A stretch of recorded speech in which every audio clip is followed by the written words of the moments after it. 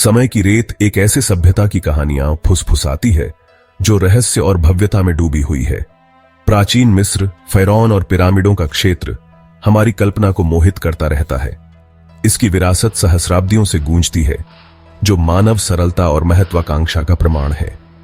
नील नदी के उपजाऊ तट से एक ऐसी सभ्यता का उदय हुआ जिसने इतिहास के पाठ्यक्रम को हमेशा के लिए बदल दिया। यह उनकी कहानी है, प्राचीन मिस्र के रहस्यों को उजागर करने के लिए समय के माध्यम से एक यात्रा।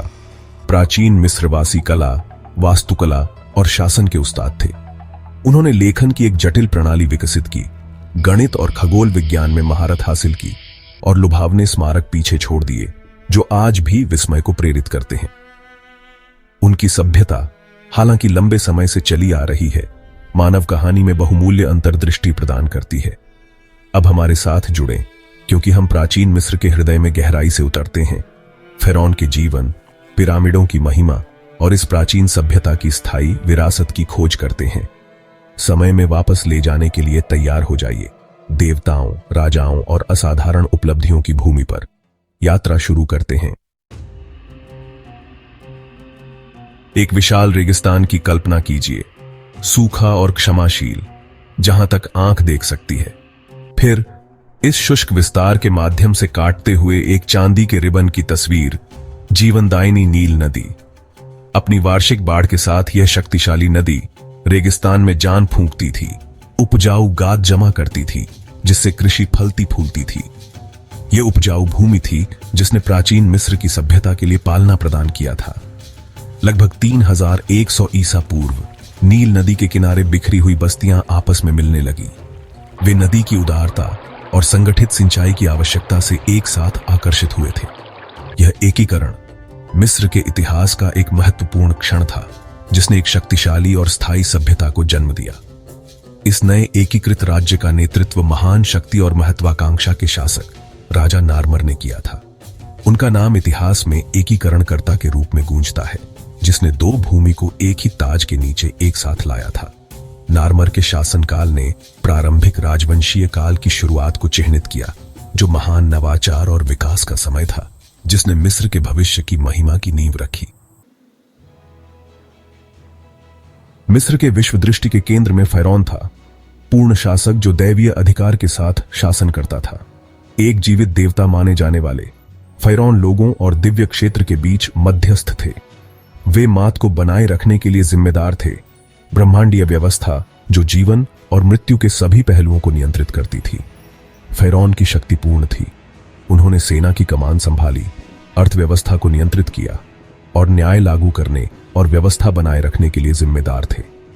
उनका वचन ही कानून था और उनके फैसलों को दिव्य घोषणा माना जाता था।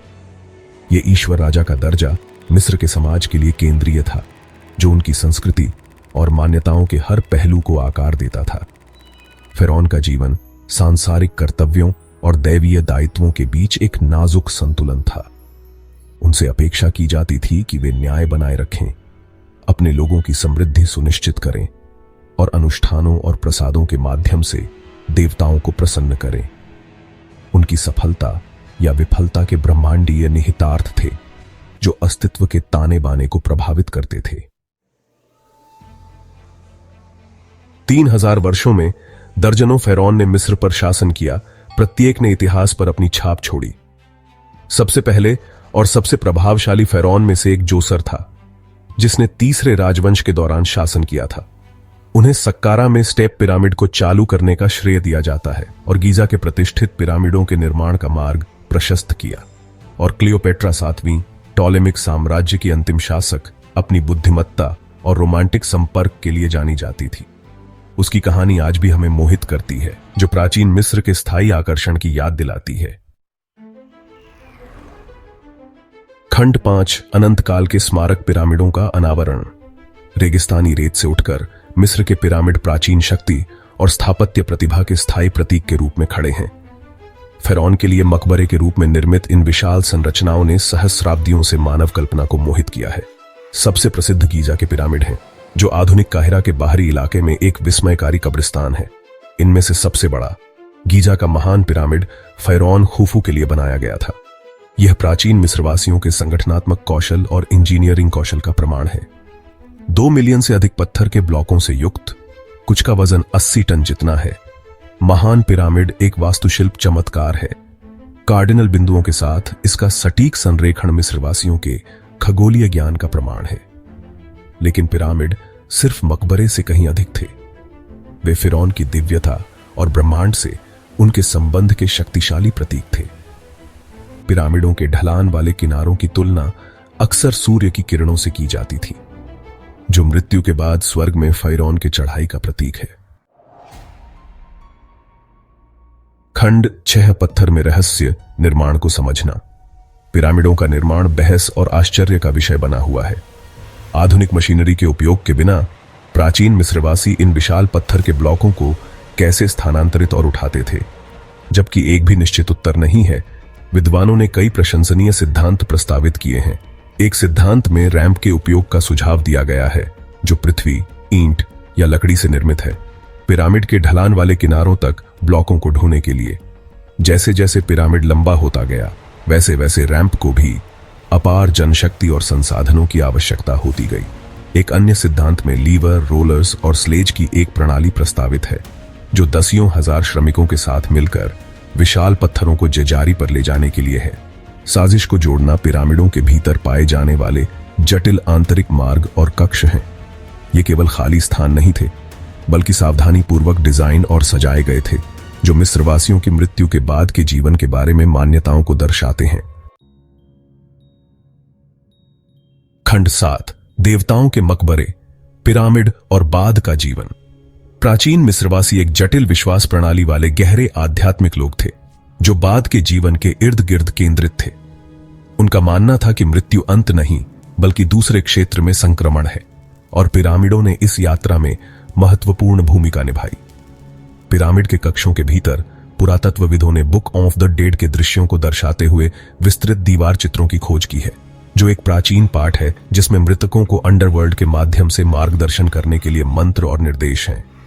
ये ग्रंथ मम्मीकरण के साथ शरीर को संरक्षित करने की एक जटिल प्रक्रिया बाद के जीवन में फिरौन के सफल संक्रमण को सुनिश्चित करने के लिए आवश्यक थे।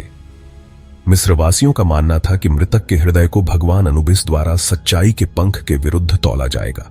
यदि हृदय शुद्ध होता तो मृतक को बाद के जीवन में प्रवेश दिया जाता, यदि नहीं तो उन्हें आत्माओं के भक्षक अमित द्वारा खा लिया जाएगा। फिरौन अपनी दिव्य स्थिति के आधार पर बाद के जीवन में एक स्थान का आश्वासन दिया गया था, जहां वे शासन करना जारी रखेंगे और अनंत जीवन का आनंद लेंगे। खंड 8 मिस्र पर सूर्य अस्त होता है, एक सभ्यता का पतन। सदियों से प्राचीन मिस्र फला फूला, प्राचीन दुनिया में सभ्यता का प्रतीक।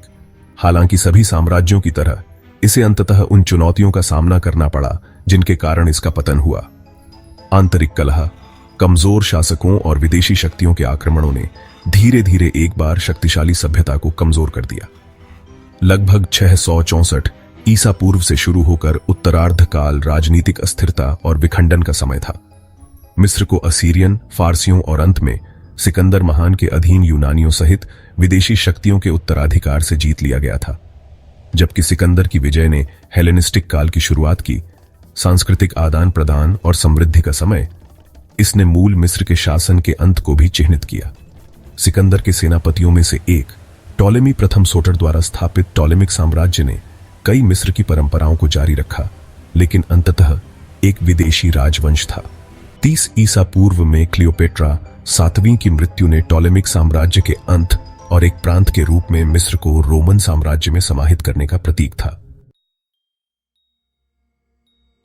खंड 9 एक स्थायी विरासत, फिरौन की गूंज।